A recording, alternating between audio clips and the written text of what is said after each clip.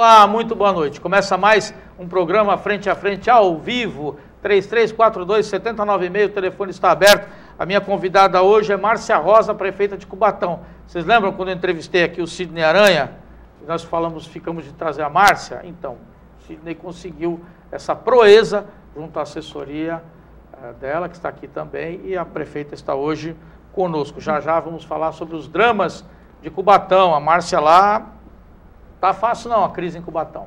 Quero agradecer aos meus patrocinadores, queridos, sem vocês não seria possível estarmos aqui. Minha convidada de hoje, prefeita de Cubatão, Márcia Rosa. Voltamos já.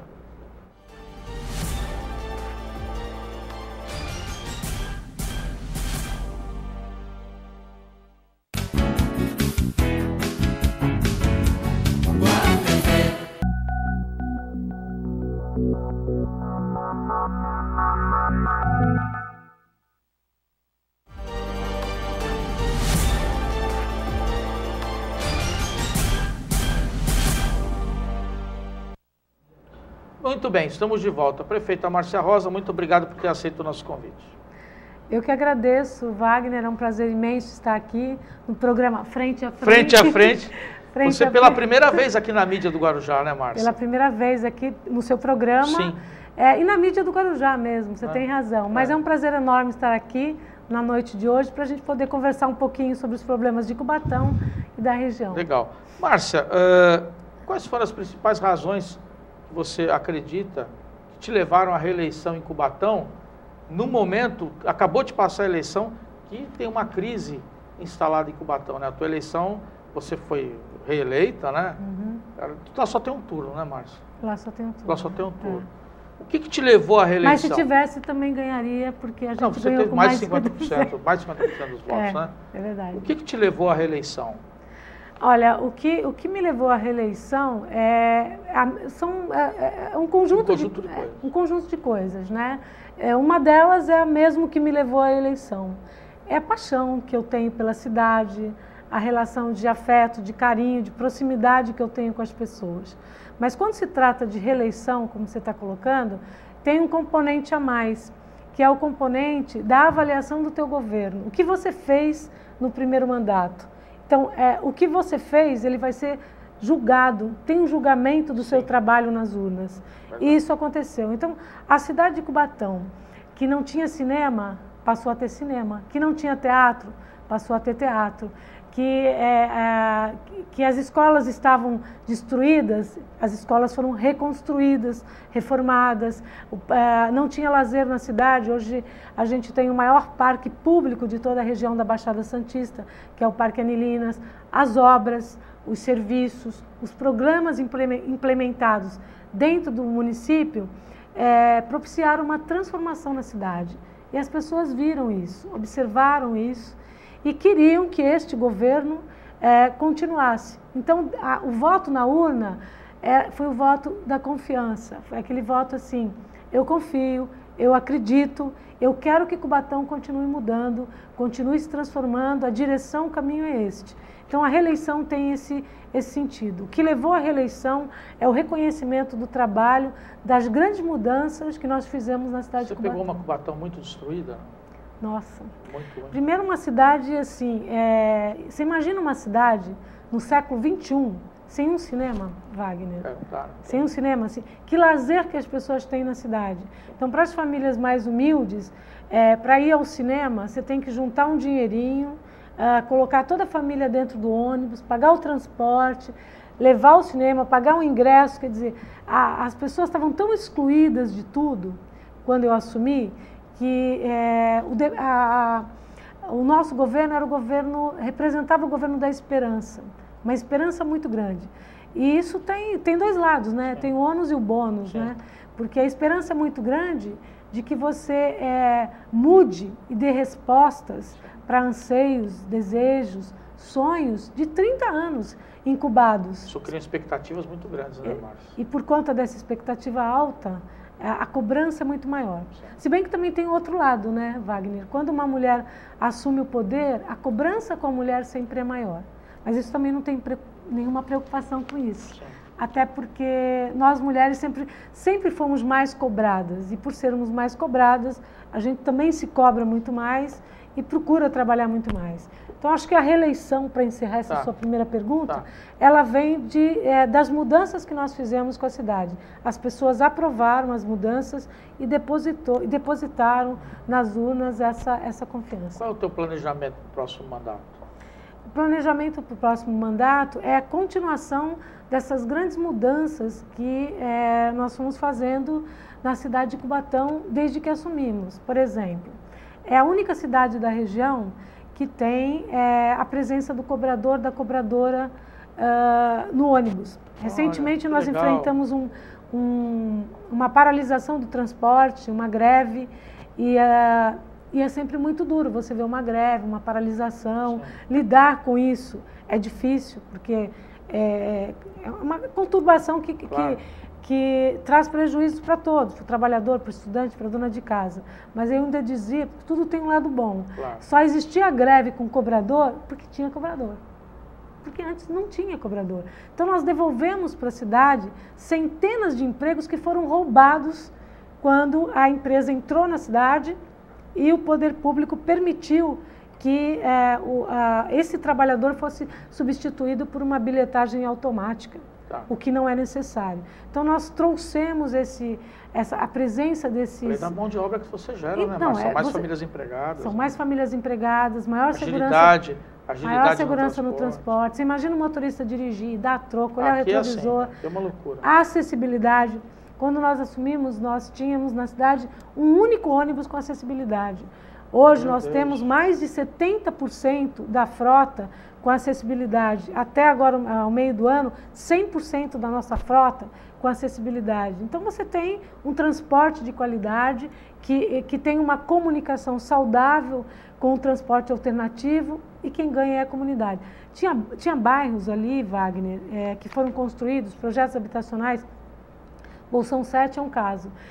O conjunto habitacional foi construído, só que não tinha ônibus ali. Nós é que levamos a linha... As pessoas estavam ilhadas lá. Exatamente. Quem tem carro tem, né? Você imagina você ir numa padaria, numa escola, ali você não tinha, o ônibus não entrava no bairro. No nosso governo nós fizemos o ônibus entrar nesses bairros, redimensionamos as linhas. Na Vila Esperança também é uma comunidade da periferia muito carente, e o ônibus não entrava em determinadas áreas da Vila Esperança. Hoje entra, faz o contorno. Isso modifica a vida das pessoas, né? Então, esse é um dos assuntos. Modificamos o transporte. Tá. Eu diria que nós temos o transporte exemplar de toda a região da Baixada Santista. Outra grande mudança que nós fizemos e vamos continuar fazendo, o trabalho de informatização das escolas, entregar notebook para os alunos, 22 mil alunos da rede. Você achou maravilhoso? Mas você não imagina o que eu sofri. Você imagina quando a gente foi entregar computador, o pessoal falava assim, você vai entregar computador para os alunos, eles vão roubar, porque vai ser extraviado, vão perder, vai não sei o quê. Sabe quantos casos de furto ou roubo teve? Nenhum. Nenhum caso. Em mais de 20 mil computadores. Nenhum caso. Então, assim... Eu achei uma ação de cidadania muito legal, né? Porque ela passa a ser gente, né? Exatamente. Eu tenho um computador, né? Uhum. Você imagina... Você valoriza a autoestima. Muito. E não é aquele computador, Wagner, que fica na escola, lá na carteira, que muitas escolas têm isso. O computador fica lá na carteira, os alunos da manhã vão lá na sala, utilizam, deixam lá, o da tarde vem e usa, o da noite vem... Não. É do aluno, é dele, ele pega, ele leva para casa dele, ele sela, ele compartilha com a família. Então você imagina que se você tiver lá uma palafitazinha, que chove em cima, entra água embaixo, né? Em todas as dificuldades de uma cidade que vive muitos problemas sociais tem, se naquela palafita tiver 3, 4 crianças na rede pública, lá tem 3, 4 computadores. Você sabe o que é isso? Muito legal. Isso é mudar a vida das pessoas. Sim. Isso muda a vida das pessoas. Eu lembro assim, de alguns momentos que eu nunca vou esquecer. Por exemplo, na Vila dos Pescadores tem uma linha de trem que passa em frente. Eu conheço ali. E muitas vezes eu vi crianças ali sentadas, empinando pipa, ou fazendo outras coisas. E eu passei, e sempre achei que é um perigo ali, ficar ali naquela área. Mas outro dia eu passei e vi 3 jovens sentados ali, com o computador, com o netbook aberto, e eu não sei te dizer se ele estava jogando, se ele estava entrando na internet, se ele estava escrevendo, mas não importa, ele estava no mundo do século XXI, ele está se preparando para este mundo de competitividade, de desafios, de velocidade, e assim, isso não tem preço. Então, são essas as mudanças que a gente começou e que nós vamos continuar, preparando o nosso jovem, as nossas crianças, com lazer, com cidadania, com empregabilidade, com inclusão, porque isso é inclusão. Sim. A inclusão digital, ela também é a inclusão social, é a inclusão no mercado de trabalho, é a inclusão da cultura, porque no computador você entra lá no Museu de Louvre, na França, você tem... Não tem fronteira. Né? Isso, acesso ao mundo. E isso não tem preço. Eu até digo a alguns alunos, porque eles se comunicam comigo. Então eu tenho Facebook e muitos alunos conversam diretamente comigo, através das redes sociais. Diretamente eles assim, mas é você mesma a prefeita que está falando? Olha que legal. Porque num primeiro momento eles têm dúvidas se eles estão... Encurta essa distância, né, Márcia? Isso, e isso assim, tanto para crítica, né, como para elogios, né? Toda segunda-feira, Wagner, nós temos reunião de secretariado de manhã. E aí o pessoal sabe que no fim de semana é o período que você tem mais tempo para entrar nas redes sociais. O secretariado já fica esperando o que foi que eu venho. Então eu chego lá e falo, olha, rua tal tem que cortar a árvore da fulana de tal, que mora na rua tal, tal, tal. Tem que fazer tal, legal, porque tudo isso você teve acesso nas redes sociais, né? Márcia, eu quero discutir algumas questões metropolitanas com você, mas antes eu quero aproveitar que estamos falando de Cubatão e falar um pouco mais também de Cubatão. Você está colocando aqui para mim diversas reformas, implantação de políticas públicas e de melhorias de infraestrutura em Cubatão como um todo. Você vive a maior crise da história de Cubatão. Por quê? Essa é a primeira pergunta. Por que Cubatão está nessa crise financeira? Por que você me faz uma pergunta dessa que ninguém nunca fez? Por quê? Por quê? Olha, O que aconteceu com o dinheiro de Cubatão que está todo mundo dinheiro reclamando lá? Eu sempre gostei muito de ler Einstein, né? E Einstein dizia que é nas crises que a gente cresce. Sem dúvida. Porque é nas crises que você procura encontrar novas estratégias. Você sai da sua zona de conforto e busca soluções. E eu nunca reli tantas vezes Einstein, ou o que ele escrevia, o que ele pensava, como eu tenho feito agora. Porque eu precisava acreditar nisso. E cada dia mais eu acredito. Nas crises, realmente, a gente aprende muito mais, né? A menos que você desista. Eu não sou uma pessoa de desistir. E por não ser uma pessoa de desistir, o aprendizado é extremamente gratificante. Eu administro uma cidade, Wagner, que ela tem um perfil muito específico do ponto de vista econômico. É uma cidade industrial, abriga o maior polo petroquímico da América Latina. Temos 27 grandes indústrias de base, que não é o perfil da grande maioria dos mais de 5.500 municípios brasileiros. Então, assim, que tem um perfil igual ao de Cubatão, não chega a 0,2% dos municípios brasileiros. Então, só para você ter uma ideia, é a única cidade do Brasil que tem concomitantemente uma refinaria e uma siderúrgica. Então, é aço, petróleo, fertilizante, e isso faz com que a cidade seja uma cidade que contribui significativamente com o enriquecimento da região da Baixada Santista, do estado de São Paulo e do Brasil. Sim. E eu sempre digo que o Brasil tem uma dívida muito grande com Cubatão. E essa riqueza da cidade, que é aquela contradição, cidade rica de um povo empobrecido. Sim. Essa contradição que nunca foi, que fez com que a cidade arrecadasse muito, tivesse muito dinheiro ao longo de muitos anos, mas que esses recursos não fossem disponibilizados para o povo da cidade, para melhorar a vida, a qualidade de vida das pessoas. Essa riqueza vem de onde? Do ICMS. O que é ICMS? É um imposto que vem do valor adicionado. Sim. A cidade recebe o minério de ferro e o minério de ferro vira aço.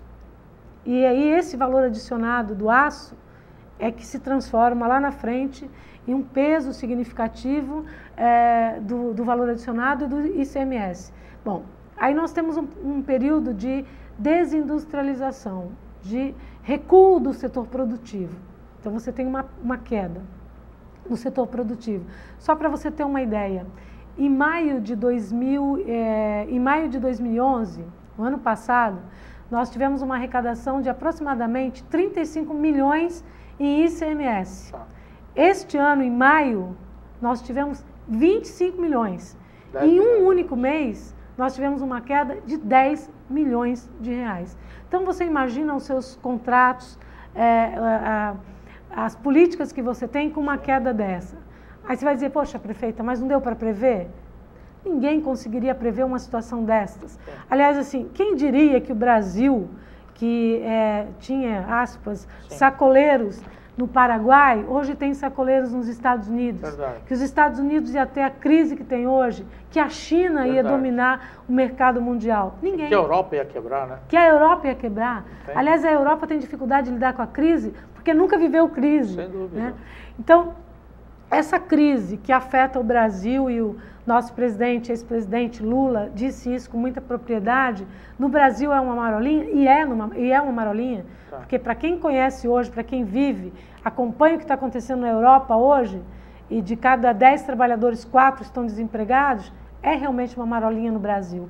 Então, o Brasil absorve essa crise com uma certa homogeneidade, mas algumas cidades padecem muito mais. Que é o caso de Cubatão. Que é o caso de Cubatão, porque é uma cidade dependente do ICMS. Por que dependente? Não tem um grande shopping, não tem turismo, um turismo instituído, não tem uma grande rede hoteleira, ela se estrutura agora. O nosso governo começou a estruturar o comércio, começou a estruturar a cidade para este desenvolvimento, para que ela crescesse com...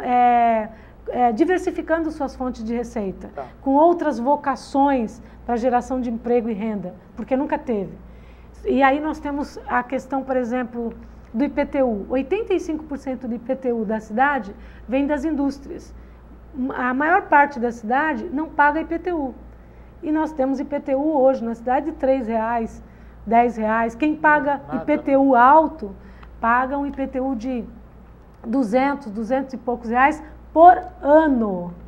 Por ano. Por isso que você criou, por isso que você está com esse entrave na Câmara, desse reajuste proposto, quer dizer, essa reavaliação, tem um projeto de lei complementar que reajusta a planta genérica de valores da cidade como um todo. Quer dizer, você ainda tem gente lá que paga R$3,00 de IPTU? Tem. Agora, e é pior do que isto, né? Porque assim, Wagner, eu fui vereadora por 8 anos. É um pastel, R$3,00. Eu fui vereadora por 8 anos e fiz oposição. Mas oposição com sustentação política, com sustentação, com argumentação. Hoje o que eu vejo é assim, nós temos uma crise financeira na cidade e alguns grupos que... nós acabamos de sair do processo eleitoral, que acha que a eleição ainda se prolongou, né? Que acabou, né? Que lá não tem o segundo turno, estão querendo fazer o segundo turno. E aí todo dia tem um protesto do mesmo grupo, é o mesmo grupo. São as mesmas pessoas, dá para você nomeá-las. Então, mas aí vira oposição por oposição, né, Márcia? Oposição por oposição. Agora, você imagina, se você tem uma casa num bairro, Vila Nova, Jardim Casqueiro, e o valor comercial dessa casa, ela é comercializada em 100, 150 mil reais. O valor venal dela é 40. O valor venal está muito distante do valor de mercado. A própria lei de responsabilidade fiscal, ela exige que o município não cometa crimes como renúncia de receita. Então, você tem que ajustar o valor venal, aproximar o valor venal do valor de mercado. Isso é importante para o dono do imóvel, é importante para a cidade. E o que nós mandamos para a Câmara não é o aumento de IPTU, é a atualização da planta genérica de valores. Aí a planta genérica de valores impacta no IPTU? Impacta. 100%? Inverdade, mentira. E inverdades como essa, eu reputo da maior gravidade. Eu acho que quem tem compromisso com a cidade, quem tem compromisso com as pessoas, tem que ter compromisso com a verdade. Então, assim, não tem IPTU sendo reajustado em 100%. Até porque eu tenho seriedade com aquilo que eu faço. Nós temos um governo que, ao longo de 4 anos, mudou a história de uma cidade e nós temos compromisso com a nossa história. Você criou uma escala de reajuste? Não? Exatamente. Assim, como o valor venal é muito distante, tá. Você tem que ir ajustando isso progressivamente. Portanto, não dá para você mudar isso de uma hora para outra. Mas por que algumas pessoas utilizam dizendo que existe um reajuste de 100%? Porque esse índice hoje é de 0,25%. Nós estamos colocando 0,5%. Na região inteira, ele varia de 1,7% a 2,2%. Então, você imagina como a cidade de Cubatão tem a sua área, o seu espaço depreciado. Nós precisamos valorizar a cidade. E mais, Wagner, o valor do nosso IPTU, o valor da nossa planta genérica, impacta também no índice de retorno do ICMS. Hoje a gente tem um ICMS na cidade que a partir de 2003 ele vai ficar menor ainda, porque hoje é 1,19 o índice de retorno e a partir de 2003 é 1,06. Essa fuga de ICMS é irreversível, Márcia? Eu acredito que essa questão precisa ser investigada. Precisa ser investigada pelo governador do estado, ela precisa ser investigada. Até porque, assim, existe uma crise, ela tem um impacto. Senão como é que faz? Não dá para uma cidade se recuperar do dia para a noite. Não dá. Não dá do dia para a noite para você gerar mais 10 milhões por mês de ICMS. Não dá para fazer. Vou te dar um exemplo bem típico que eu não me conformo. Talvez no PSDB dê, porque lá eles têm uns mecanismos meio estranhos, mas... assim, no normal. Assim. Não, Márcia, eu posso falar mal, você não pode não. Você é prefeita eleita e tal, mas eu posso, não tem problema. Mas eu posso dar alguns exemplos. eu posso dar alguns exemplos que me assustam. Sim. E eu acho que assusta qualquer um como explicar tal coisa? Você perguntou como é que eu explico a crise. Sim. Eu queria uma explicação para isso. E é um dado que tem no site da Fazenda, www.fazenda.sp.gov.br. A Uzi Minas declarou um valor adicionado em 2008 de 3 bilhões e 600 milhões em 2008. Em 2009, de 3 bilhões e 600, que foi o ano que nós assumimos, ele caiu para 2 bilhões e uns quebradinhos. Tá. No ano de 2010, eu pensei que já tinha caído tudo, Sim. despencou o que tinha que despencar. Não, em 2010 caiu de 2 bilhões para 1 bilhão e 100. Eu falei, bom, vai quebrar os caiu Minas, tudo. Os Minas vai quebrar desse jeito. Nem né? lendo Einstein. Mas ele está falindo, né? Tá mal a coisa aí. Muito mal. Quando chegou no outro ano, no ano seguinte, que foi ano passado, 2011, sabe quanto, Wagner? 273 milhões. Márcia, a Uzi Minas teria que ser fechada. Né? Algo de estranho no reino de Cubatão. Olha, difícil, hein? Difícil. Nós vamos fazer um rápido intervalo, não sai daí, rapidinho, voltamos já.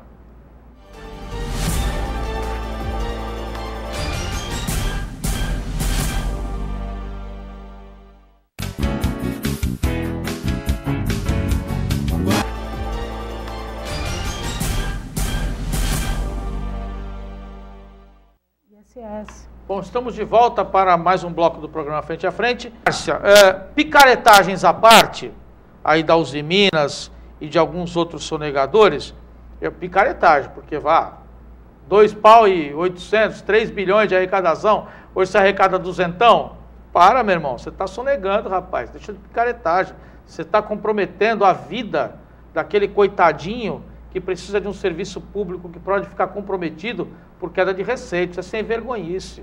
Com a anuência do picolé de chuchu aí, do seu Geraldinho, que é um grande marqueteiro. Aliás, o PSDB é bom nisso, né? Veio aqui e inaugurou uma maquete de uma ponte que jamais existiu. Quando nós fomos levantar essa história, não existia um projeto sequer, nenhuma dotação orçamentária para fazer um projeto de uma ponte que vocês inauguraram. Então, é difícil, vocês são difíceis, mas eu não quero me aprofundar nisso, eu tenho respeito à Márcia, que está aqui.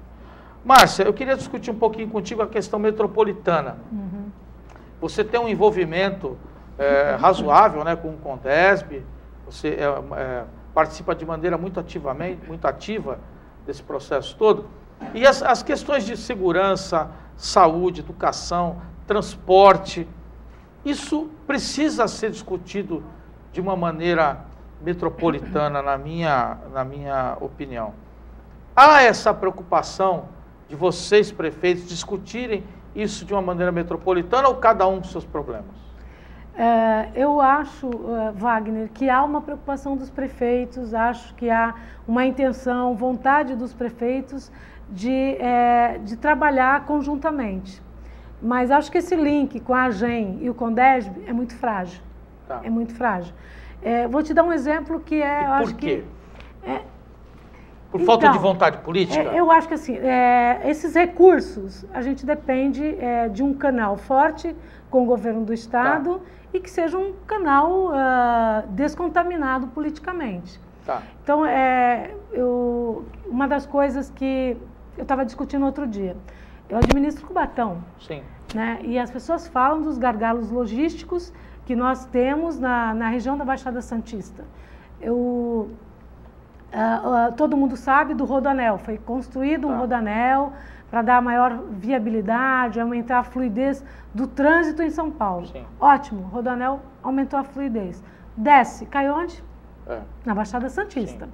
Então, quando se pensa um projeto de Estado, não dá para pensar um projeto sem medir as consequências dele, com amplitude, com esse olhar mais amplo. Eu acho que assim, o governo do Estado tem que olhar isso. É imprescindível que o governo do Estado olhe para os projetos desta forma. Então, todos esses gargalos logísticos atingem a nossa cidade. Hoje, qualquer fim de tarde, está tudo travado ali no trecho do trevo SP-55, compromete Guarujá, Santos, Cubatão, São Vicente, Praia Grande. Ou seja, a cidade não comporta mais esse projeto logístico, urbanístico. É preciso pensar um projeto de mobilidade urbana regional em todos os seus aspectos. Tá. Vou te dar um exemplo assim, acho que bem prático, acho que o telespectador vai pegar isso muito bem. A questão, por exemplo, de uma rede cicloviária. Existe um projeto no CONDESB que foi mandado de Cubatão. Cubatão fez a primeira Agenda 21 da região da Baixada Santista. Em 1997 foi encaminhado um projeto de uma rede cicloviária. 1997. Recentemente, o governo divulga que vai ter um VLT entre Santos e São Vicente. Se vai ter um VLT agora, esse projeto de rede cicloviária serve hoje, Wagner? Não. Ele tem que ser todo remodelado. Ele já está caduco, entrou em caducidade, não serve mais. E o que é uma rede cicloviária? Uma rede cicloviária não é uma ciclovia que começa em um lugar e acaba no outro. Quando eu penso numa ciclovia de rede, eu penso assim, Cubatão tem uma rede cicloviária com artérias internas de bairro com bairro e que essa conexão exista com a cidade de Santos. Tá. E que exista essa conexão com a cidade do Guarujá, que exista com a cidade de São Vicente, de Santos. E como se fazer isso? Não existe outra forma. Tem que ser um projeto metropolitano. E dá para você pensar em tudo sobre isso. A questão, por exemplo, dessa rede cicloviária, ou de pensar as ciclovias. Hoje nós gastamos, não só o município de Cubatão, mas de modo geral, as cidades gastam um valor alto em transporte dos nossos estudantes.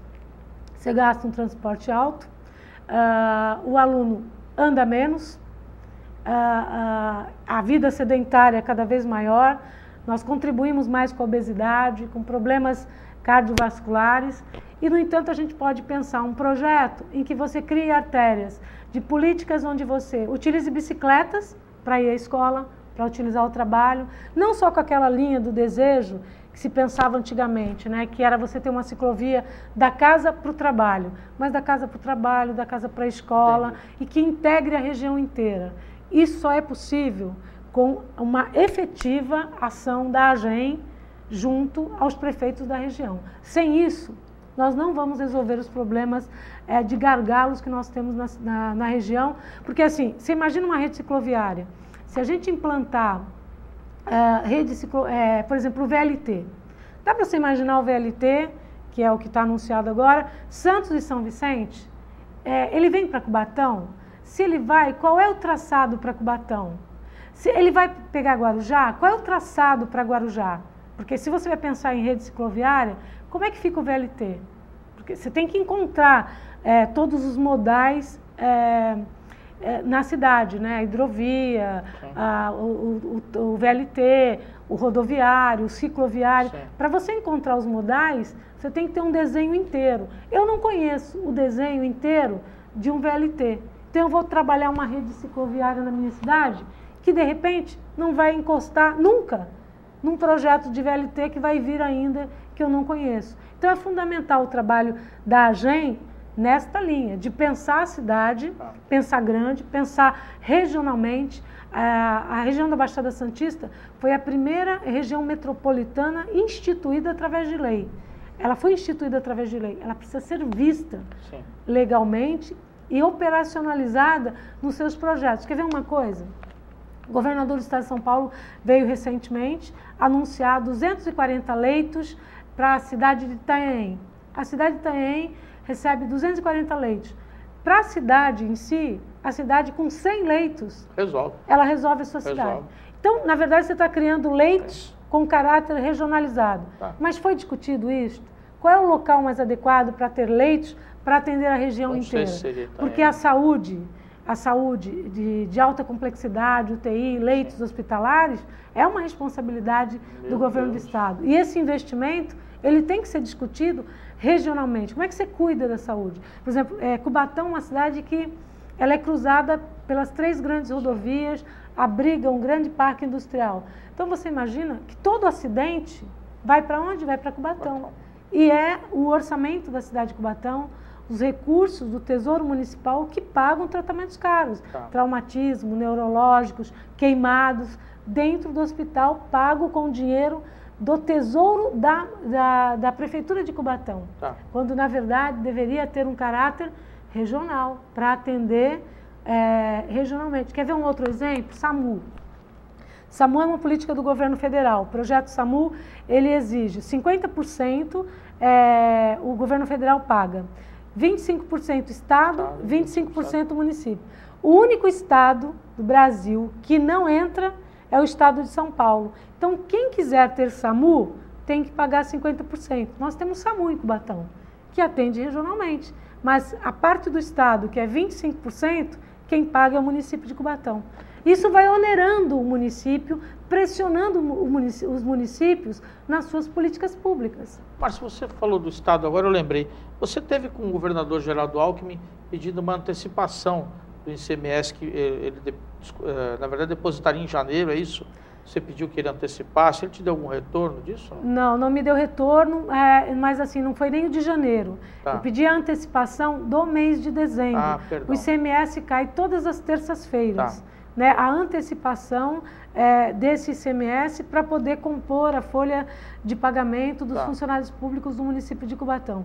Porque, a despeito de todas as crises que as pessoas tentam fomentar, de uma crise política, ela é virtual. Existe uma crise financeira, não existe uma crise política. Né? E essa crise financeira, para ser resolvida, a gente precisa de parceria. E o governo do estado, que é quem recolhe o ICMS, que depois ele envia aos municípios, ele pode antecipar, como já foi feito com vários outros estados, a antecipação de ICMS. Mas ele não te deu nem bola? Não me deu. É que não é um governo do PSDB em Cubatão, Márcia. Aqui é o governo. Cubatão é o governo do PT. Governo do PT. E aí não, agora ele precisa fortalecer as prefeituras do PSDB e dos partidos aliados. O PT agora eu digo assim, não vai ter colher de chá. Eu sempre digo que nós temos partidos políticos durante o período eleitoral. Terminou a eleição, você está eleito, ninguém tem partido político. Nosso partido tem que ser a cidade, o povo, as pessoas. Márcia, teoricamente. Márcia, em 2013, agora, na última eleição agora, você foi a única prefeita eleita do PT na região inteira. O PT foi um desastre absoluto. Perdeu espaço aqui no Guarujá, por exemplo, perdeu uma cadeira, né? Tínhamos 2 vereadores, o Edilson e o Nelsomar, e agora, infelizmente, só sobrou o Edilson, não desmerecendo o Edilson, meu amigo, mas perdeu uma cadeira.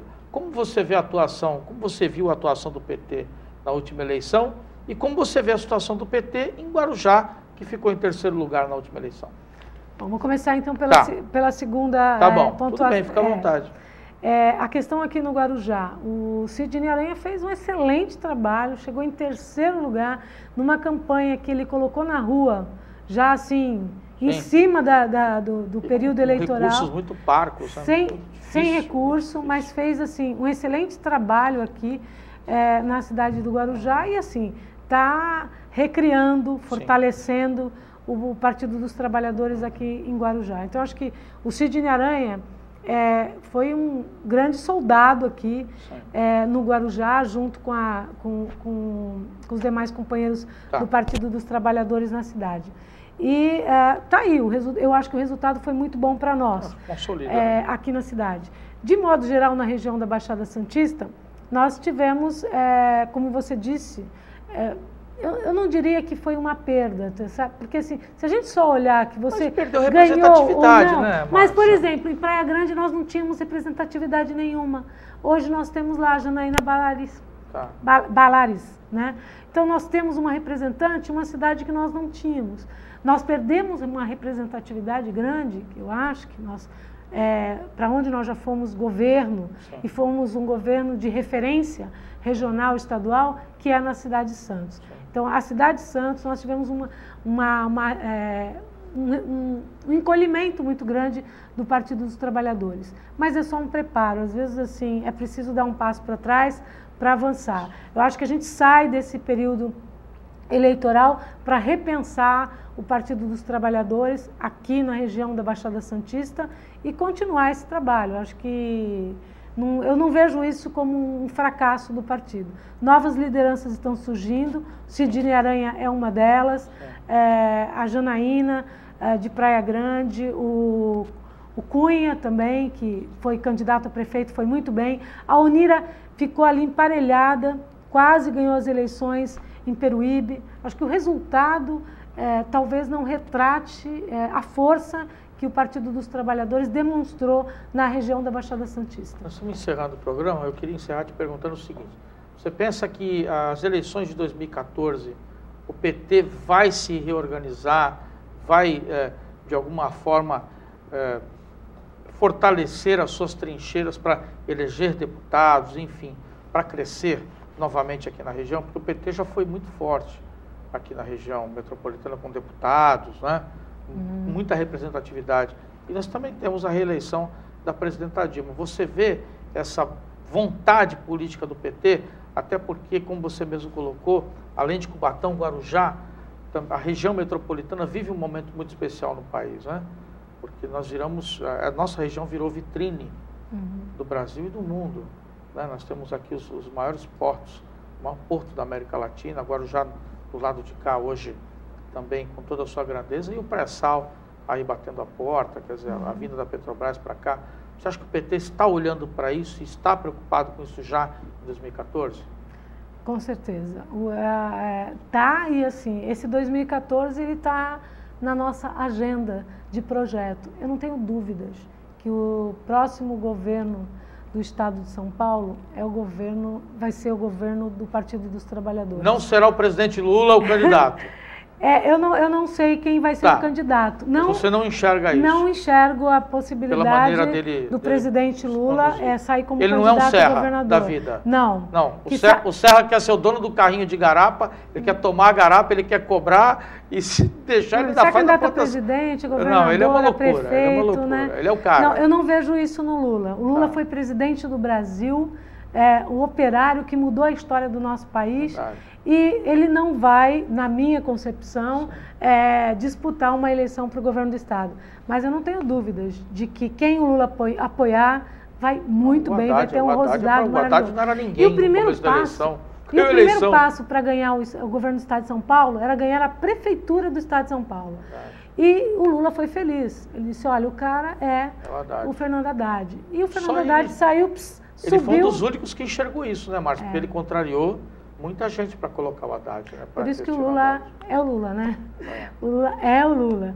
Então, assim, o Fernando Haddad vai fazer um grande governo na Prefeitura de São Paulo e nós estamos nos preparando. Tem a Prefeitura de São Bernardo com Luiz Marinho, que também tem feito um excelente governo.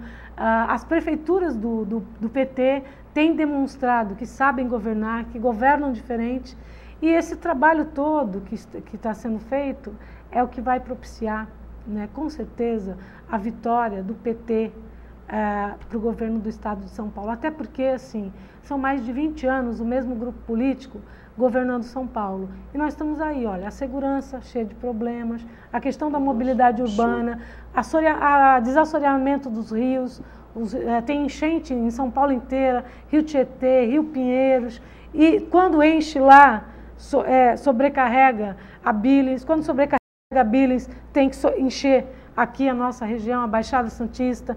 Então, eu acho que as pessoas estão começando a enxergar que o governo do estado de São Paulo é estratégico para os municípios brasileiros.